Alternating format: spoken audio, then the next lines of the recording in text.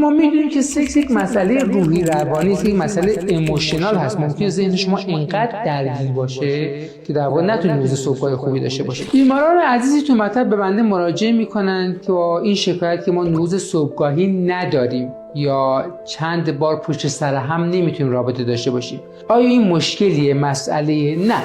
ببینید عزیزان، این که شما نوز صبحگاهی داشته باشید خیلی خوبه، یعنی نشون میده که اون سیستم شما سالم هست، در واقع سلامت جنسی رو شما دارید.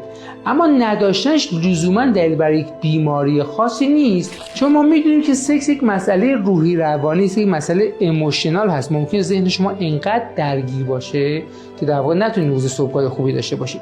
مسئله بعدی اینکه یک عزیزی، یک دوستی میتونه چندین بار پشت سر هم رابطه داشته باشه، خب خیلی هم عالی و خوش به حالش. اما اینکه نداشته باشین هم دلیل بر مسئله خاصی نیست. علل اصول وقتی که شما یک بار رابطه دارید، یک موادی از بدن شما خارج میشه که ساختن مجدد این مواد چندین ساعت زمان میبره.